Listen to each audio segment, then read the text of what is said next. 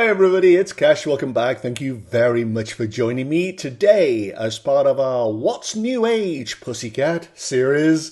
I'm going to be energy testing breakfast cereals. I bought this kind of bumper family pack thing here, plus I have a couple of others. I'm going to be muscle testing them, doing pictures for them, because a lot of people eat this stuff in the morning. I can't because I'm allergic to them, but they're very, very popular. So I thought it was worth finding out whether they are good for our bodies. I think we secretly know the answer to that already, but I thought I would test them out for real. But first, what I'm going to do is I'm going to show you how I make my breakfast cereal.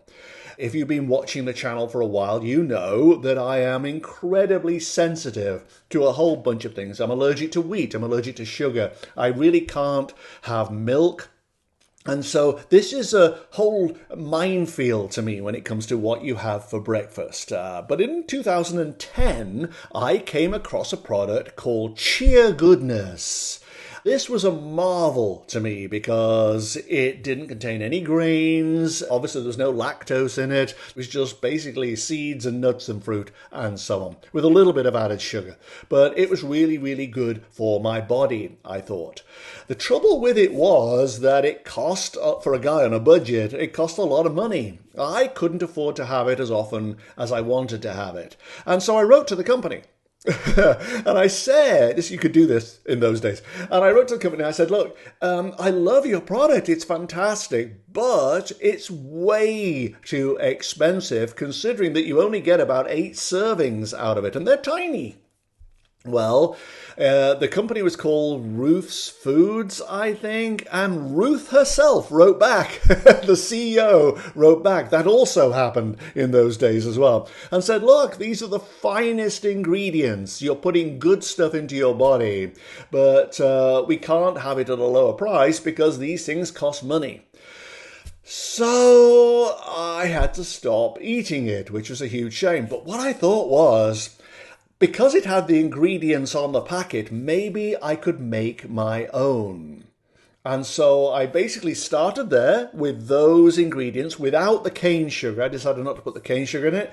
And over the years, which is what now, 13, 14 years, I have developed my own cereal. I do not know if it's really good for my body, but I thought I would try it out today and do pictures for it. So what I'm going to do is I'll come back to the regular breakfast cereals after this, but now I'm going to show you what happened when I put together my regular breakfast cereal, the one I eat for my breakfast.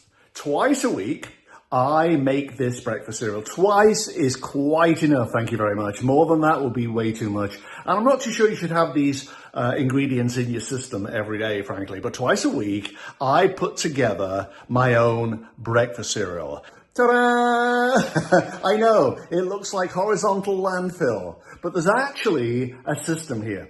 And I pull out each bag in turn, and I put the ingredients in the bowl. So that's what we're going to do now, and I'll show you one by one what I put in my breakfast cereal. And the first ingredient you put in is chia seeds. Chia seeds are a little weird if you've never had them before. They are gelatinous when you put water on them. So basically they expand and become a bit gooey, and you spend the entire composition of the breakfast cereal trying to hide that. But they are tremendously good for you, apparently. They've got more calcium than milk. They've got more omega-3s than salmon. The downside is, I read somewhere that they're also a little inflammatory. But if they are, then the other ingredients, which are anti-inflammatory, will put a stop to that, I'm sure. So what I do is, I put in maybe a tablespoon and a half, something like that. There you go. That's enough of that. Next, hemp hearts. A spoonful of these. I have no idea why. I guess because they contain proteins and omegas 3 and 6. I have no idea what those do, frankly. But they do certainly pad it out. You put like a tablespoon in, something like that. Third ingredient, cacao nibs. Without cacao nibs, I think this would be pretty unbearable, if I'm honest. Somehow having chocolate to crunch on in the middle of it makes a huge, huge difference. So I usually put in a tablespoon, a heaping tablespoon of cacao nibs, a plant-based superfood. But I have no idea what else they do. But certainly they make it taste better, and they give it texture rather than it being slimy, which the chia seeds will do. So I had a heaping tablespoon of those. Goji berries. I have absolutely no idea why I use these, other than the fact that I think they were trendy at one point and they're a bit of a fad, and everybody was using them. So I thought, well, if they are, so will I. They can go in my breakfast cereal. And I don't know if you can see those. There they are.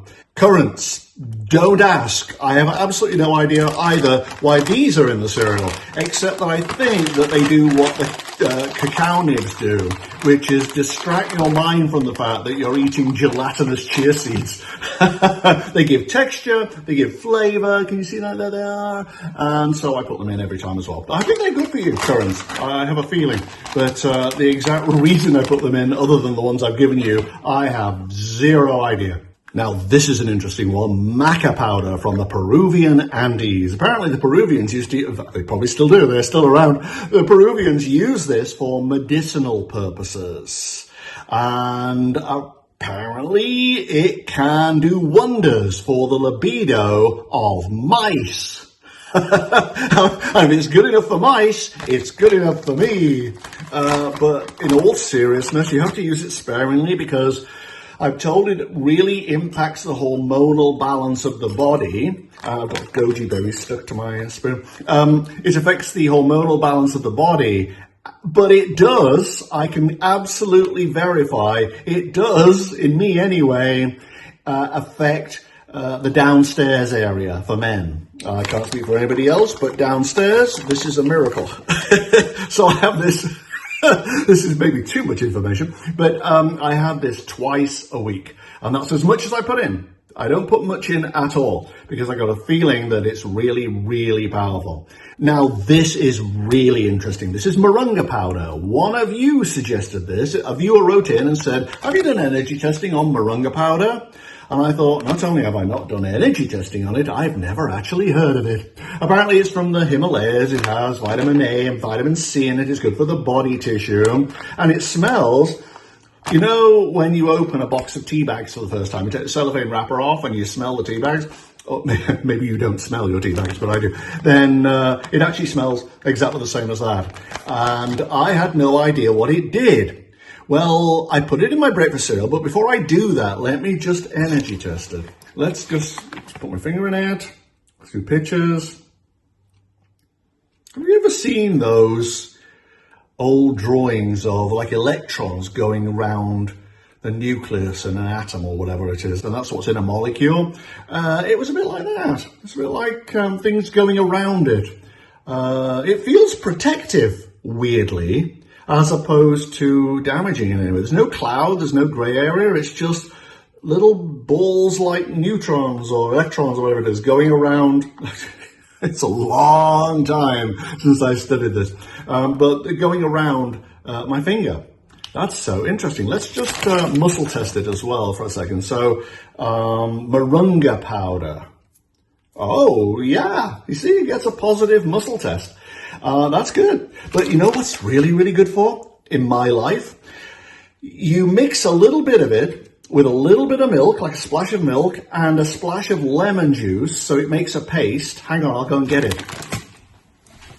Okay, here it is. You see that? This is my moringa powder paste. Lemon, milk, and moringa powder. It lasts quite a long time if you keep it in the fridge.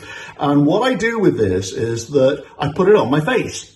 As you probably realize, I have very, very, very strong food sensitivities. Everything causes a problem on my face. Right now, I have things on my nose because somebody gave me cheese, and I don't eat cheese generally. And so what I do is I put this on the area that's a problem, keep it on for 10 minutes, go away, and then before I go to bed, wash it off and put on cell food gel, same area.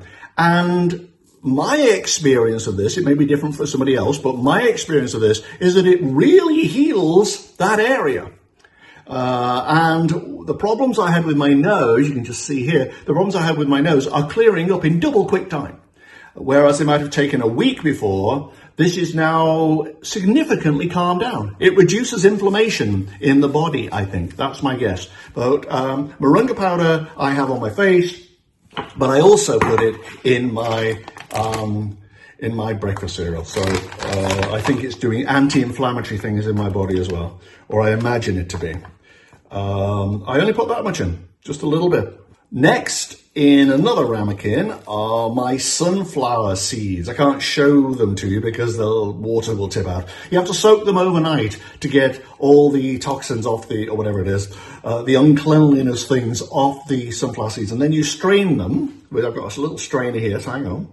This is the sunflower seeds strained and given a quick rinse to get the goo off, whatever was on there. Then in another ramekin, I have buckwheat groats. You do the same thing. You tip it into a little strainer and you rinse it off. Now, given that I am allergic to anything with wheat in, there is a chance that buckwheat groats could be a cause of problems for me, so I should probably energy test them. In fact, I should have energy tested them 10 years ago. But let's just try now. Buckwheat groats. Ooh, slippery, yes. So they're okay. There must be something different about buckwheat groats that have been soaked and stuff overnight than regular wheat products. But yeah, it gets a slippery yes, so it's okay. I think it's just filler. I don't think you have to put these in at all, but I think you actually do them for filler. So that's that. Now we get to flaxseed meal. Flaxseed meal. I have a feeling that flaxseed meal is good for your colon. In the recesses of my mind, I seem to remember that this stuff scrubs out your colon or your tubes or something. It was good enough in the beginning that I thought, oh, I must put that in my cereal, and I've never questioned it since. So that's my flaxseed meal, that goes in as well. Now we get to the powdered stuff, which is in the other cupboard. Oh, you thought we were finished? Not a chance. Okay, this is the first powdered product I put in, turmeric. I read somewhere that it's great for reducing inflammation in the body. And I did read that one of the main problems that happens as you get older is you become more inflamed on the inside. And so anything that can reduce inflammation, like the moringa powder allegedly does, is good for you as you get older, and you won't ache as much. So since I don't ache at all, then maybe it's working. I don't know, but I put that much turmeric in it. Other people take it as a liquid, actually. They'll do anything to get turmeric in their body. But this I put in because I read that it's very, very anti-inflammatory as you get older, and possibly good for countering arthritis and stuff like that. So that's how much I put in. Cinnamon. Cinnamon is also apparently good for counteracting arthritis. But we're now in the region of trying to make this cereal palatable. If you don't have these things in it, these extra things, it can actually taste pretty vile. I'll be honest with you. I see it as just a way of getting these things into my body in a very rapid period of time, so that I don't have to take them over a week. I just put them all in at one time and suck it up. So in fact, if I could suck it up, it would actually be easier than eating it. But anyway, so this is now Saigon cinnamon. I put that much in, because I think it has some benefits for the heart, for anti-inflammatory reasons too. I don't know, but that goes in. Ginger. This is good for you, apparently, even in powdered form. Any way of getting ginger into your body is a good thing, although I'm sure fresh is going to be better if you can be bothered with that. I put in about this much because I don't like the taste of ginger very much, but I do recognize that it's probably, if I remember, good for my cells and good for my digestive system, perhaps. So I put that in too. And finally, and possibly damagingly, I put in stevia powder. This is all about flavor and giving some extra something to it so you can get it down. And people have said, well, stevia is okay, but it's actually the processing of the stevia that's bad. So actually, should we just try that for a second? Let me just muscle test this and see whether I should be putting this in my body. Is that good or not? Oh, no. No. My body doesn't like stevia. This is my body, remember, doesn't like stevia powder. Oh, rats. Well, that's the only bad thing in it. And it's not really bad, it's just inappropriate, I think. I put 3 little scoops in. And there we go, and 3. And that is the end of that. So now you end up with this. Then you're going to put water in, filtered water. And then you just stick it in the fridge and hope for the best. And that's it. Now, I know it sounds very, very long-winded and very heavy-duty and a lot of hard work. It really isn't when you have the ingredients lined up and you're not talking to a camera, which I assume you're not. It doesn't take very long at all. And here it is. This is the final result. I put fruit on it. Whenever I do it. There's cherries, blueberries and raspberries, and also one of these or half of one of these. So this is, I'm going to put that down, this is called BioK. I once had a series of colonics, and the woman doing the colonic irrigation said you need these. It's 50 billion bacteria you're putting in your body when you have, what, 50 billion sounds like a lot. But apparently this keeps your, according to her, this keeps your biome healthy in your gut and everything and puts in good bacteria. So because they're expensive, I tend to put in maybe half of one each time. Oh, you got to shake it. Hang on. You got to shake it. Pour it over the top. It's a bit globby. It's a bit like yogurt in a way. There you go, it's a bit globby. I've offered this to other people and they go, I think they don't like the look of it. It actually tastes okay. So let's do a muscle test for this first of all. Is this breakfast cereal, I guess with the fruit, with the thing on top, the probiotics, is it good for my body? Oh, there you go. Very, very strong because there's nothing in it that is depleting for my body. And even the probiotics are dairy-free. So that's pretty good. So let's do, what am I going to do with this? Let's do pictures for it and see what comes up. I have to actually put my finger in it. Hang on, there you go. Let's just see what pictures come up when I do this. Without touching the bowl, by the way. I'm not touching the bowl. Do you know a window box, or are they called planters by some people? But window boxes where you plant something in them and then they shoot and they grow and they turn into real plants. That's what the picture is. It's almost like by putting this in my body, and remember, these things are always personal to the individual. This doesn't necessarily apply to your body because everybody is different. But it's like shoots growing out of the earth and flourishing, and that's really good, actually. That's really, really good. Oh, that gives me a lot of confidence. Fantastic. Good muscle test and great pictures. So yeah, this is the thing I've been having for 13 years, and clearly it's doing me good. So let us now try the breakfast cereals. What I've got is, as I said, I've got one of these bumper family packs. These are the two I'm going to try. Frosted Flakes and Cocoa Krispies, because these are on sale all over the world. Sometimes under different names. In Britain, we call Frosted Flakes Frosties. And I think in South America, they're called Zucaritos or something. But they are on sale all over the world, so people tend to eat these for breakfast. In fact, I think Frosted Flakes, which has been around for absolutely ever, is like the #2 breakfast cereal in America behind Honey Nut Cheerios. But in Australia, these have received a 2 out of 5 star rating for health. Probably because of the sugar content, which is really high. Total sugars, 22%.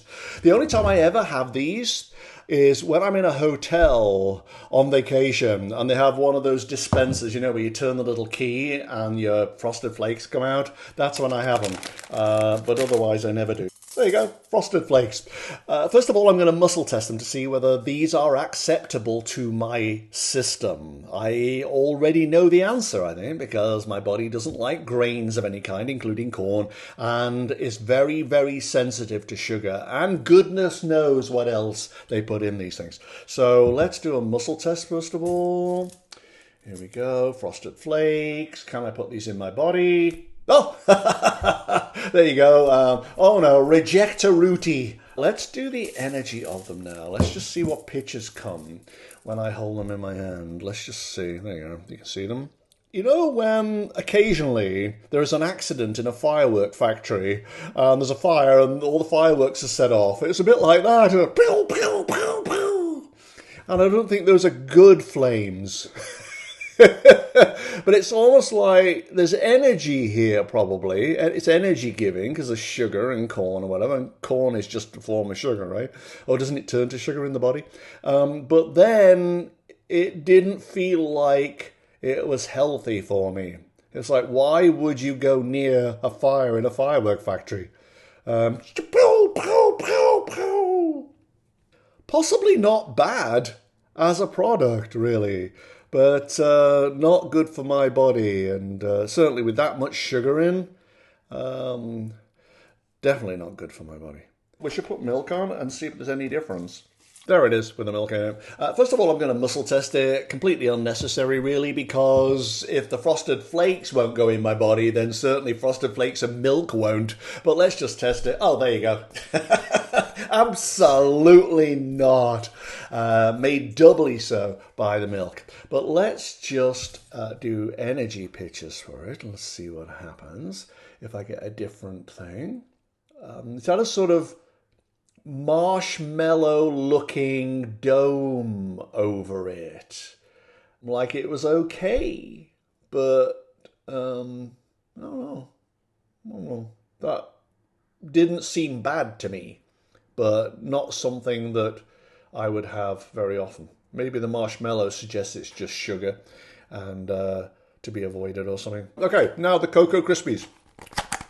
I don't think I've ever had Cocoa Krispies. They're basically Rice Krispies covered in chocolate or soaked in chocolate. And I know that they changed the name of them before to like Choco Krispies or something like that, or Cocoa Pops or Frosted Cocoa Pops, whatever the name was. And then it didn't catch on, so they changed it back again. They do that a lot. Marketing teams change the names of various products, find out it doesn't work, then 2 years later, without telling you, they change it back again. And so here they are. This is what Cocoa Krispies look like. Basically, Rice Krispies. I'm allergic to rice as well, because it's a grain, so I can't have that. And I'm sure I can't have the chocolate either, or all the sugar. Can I put these in my body? No, and I never have, to be truthful. But no.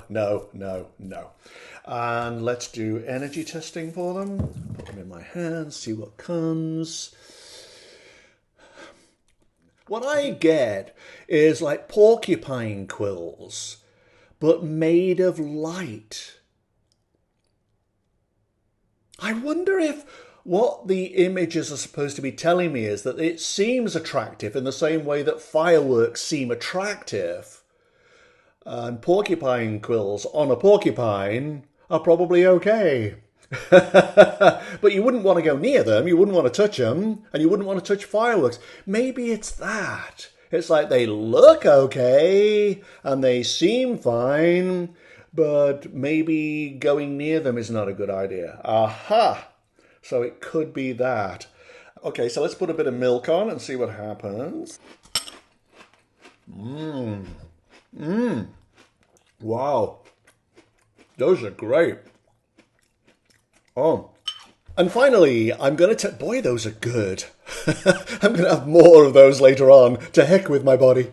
But I'm going to test out 2 different kinds of raisin bran. One organic, one non-organic, to see if there is a difference. People have been eating bran for breakfast since about 1916, when Kellogg's thought of putting it in a box. I don't even know what bran is, to be honest with you. I looked it up, and it says bran, also known as Miller's bran, is the hard layers of cereal grain surrounding the endosperm. Then I would have to look up endosperm, and there'd be something else I'd have to find out. So no, I have no idea what that is. But apparently it's really healthy for you. And more to the point, it was used originally to cure constipation. And the ad for Kellogg's bran, when Kellogg's bran solves constipation worries because it is all bran, in capitals and underlined, all bran, exclamation point. Like that was ever in dispute. Okay, it's all bran, so what? But it goes, relieves constipation permanently. I don't think that's true. You might get constipation again later when you stop eating it. I have never had raisin bran. That's what it looks like. That is Kellogg's non-organic raisin bran. Let's muscle test it first.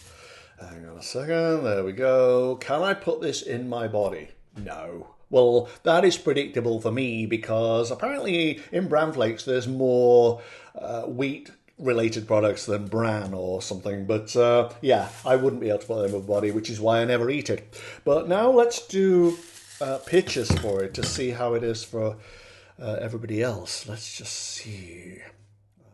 This has a different energy again. That's so interesting. It's like it has tendrils coming out of it, and these are extending gradually in different directions. Like it insinuates itself into your system, which if it relieves constipation, that would probably be accurate, right? It doesn't seem bad. Again, on the face of it, these don't seem bad, presumably in small amounts occasionally. But there were tendrils, and they were trying to reach out and pull it along. Like The Thing, you know that monster in the movie The Thing? It was like they were trying to reach out and pull it along. So yeah, it was almost like it wasn't a thing in itself. It's the consequences, this would be right. The consequences of eating it are what are the thing about it. That's where the energy goes. So in and of itself, it's like, it's just a big pile of flakes. But then these tendrils come out of it and they try to insinuate themselves into your system. That is not inaccurate, I think, if it relieves constipation permanently. People swear by this stuff. I know, a lot of people have it for breakfast. And they never have constipation, I'm sure. Ugh. Ugh. No, thank you. Not my thing. I wouldn't eat it anyway because I'm allergic to most of the stuff in it. But that's not a good taste. Ugh. Ugh. Sorry, Kellogg's. And now, you can imagine my excitement now at trying out the other raisin bran. I'm not going to put them in a bowl because I'm not going to eat them. Oh, look. This is what the organic ones look like. They're flakes, but they look like something you'd scrape off a window ledge when you're trying to get the paint off. Okay, let's put them down there. Can I have organic raisin bran? No. So let's just see what kind of energy they have. I'm not a great believer in the word organic on a packet. I always think they get round it somehow. But these have a much softer energy to them. If they have tendrils, they are coming out of a kind of cloud of white. I wouldn't have said this makes much difference, probably. There was just a soft white coating over them, like they might be benign.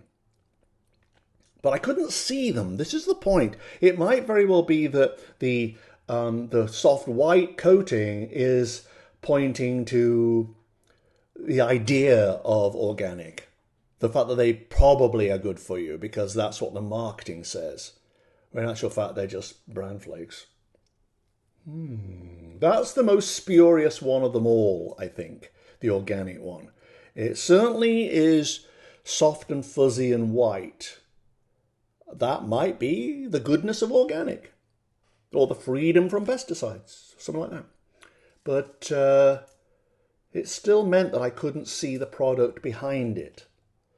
As though that might be a marketing ploy or something. There you go. Like paint chippings. Oh, no. Not eating this. So there we go. If I had to choose these, I would definitely have the Frosted Flakes, because I love Frosted Flakes, and the Cocoa Krispies, because, you know, what's not to love about this is it's chocolate. But my body hates those.